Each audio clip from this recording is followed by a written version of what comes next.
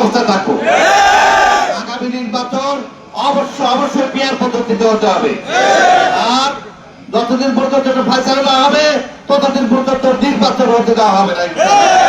সংগ্রামী ভাইরা, আজ আমরা আসছি, আমরা মিছিল করে এই কুড়িগ্রামের আকাশ বাতাস মুখরিত করে কুড়িগ্রামবাসীকে জানাই দিতে চাই আমাদের দাবি কি। আমাদের দাবি জনগণের দাবি, আমাদের দাবি মানবতার দাবি, আমাদের দাবি ইসলামের দাবি। তাই আপনাদের সকলকে আন্তরিক মোবারকবাদ ধন্যবাদ জানিয়ে আমার কথা শেষ করছি। আসসালামু আলাইকুম ওয়া রাহমাতুল্লাহ। ধন্যবাদ সংগ্রামী সহযোগীকে, সম্মানিত তৌহিদি জনতা।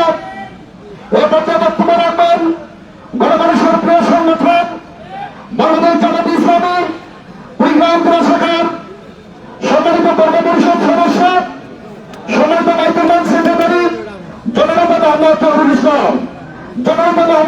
ইসলাম।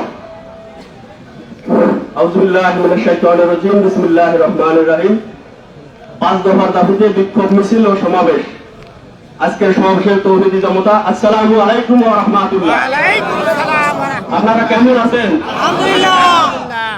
পিয়ার পদ্ধতি নির্বাচন এবং বাস্তবায়নের সহ 5 দফা দাবিতে আজকে আমরা একত্রিত হয়েছি। আমি বলতে চাই, পিয়ার পদ্ধতি যদি আপনারা না বোঝেন, আপনাদের নির্বাচন, আপনাদের রাজনীতি করার কোন অধিকার নেই। পিয়ার পদ্ধতি শুধু বাংলাদেশে নয়, বিশ্বের অন্যান্য রাষ্ট্রেও আছে।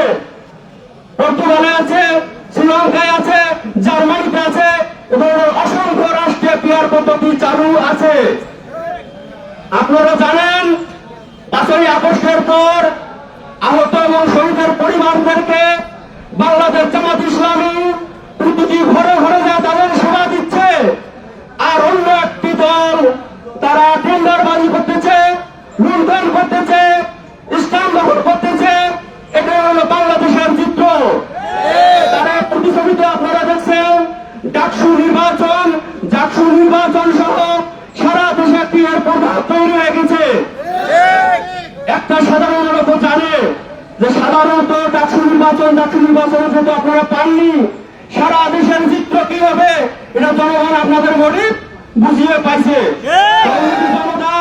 আমি বলতে চাই, আপনাদেরকে প্রতিজ্ঞাবদ্ধ হতে হবে বাংলার মাটি থেকে প্রতিটি ঘরে ঘরে সকল জনগণের দ্বারে দ্বারে গিয়ে ইসলামী আন্দোলন এদেশকে রাষ্ট্রীয় ক্ষমতা নিয়ে যাওয়া পর্যন্ত আপনাদেরকে তো চৌবের মাঠে থাকতে হবে। আমি সকলকে ধন্যবাদ জানিয়ে এখানে কথা শেষ করছি। আসসালামু আলাইকুম ওয়া রাহমাতুল্লাহ। আসসালামু আলাইকুম ওয়া রাহমাতুল্লাহ।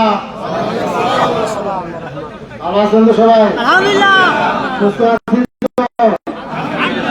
অনেক অসুস্থ ভাইকেও আজকে দেখছি সুস্থ হয়ে চলে আসছে, আলহামদুলিল্লাহ।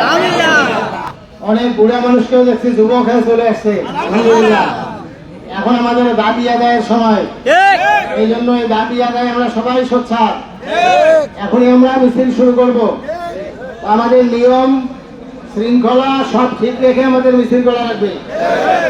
আমরা দায়িত্বশীল ব্যানার নিয়ে সামনে যাব, ব্যানারের সামনে কেউ যাবেন না। 2-4 জন যাদেরকে রাস্তা পরিষ্কারের দায়িত্ব দেওয়া হবে তারা শুধুমাত্র যাবে, বাকি সবাই পিছনে থাকবে। আর হুমড়ি খেয়ে জুগুর থুগুর হয়ে কেউ দাঁড়াবেন না, একবারে লাইন হয়ে 2 পাশে লাইন হয়ে আমরা যাবো। তাহলে দেখবেন যে বিশাল মিছিল হবে। এই জন্য লোক কিন্তু আমাদের প্রচুর আছে। শুধু লাইন মতো যদি আমরা থাকি, আমরা গোটা শহর আমাদের গোটা শহরে একবারে মিছিল হয়ে গেছে। বিমানে থেকে মাত্রা একবারে মিছিল, বিমানে থেকে মাত্রা আপনি আমরা গোটা শহরে মিছিল একবারে দেখছি আমরা, ঠিক না?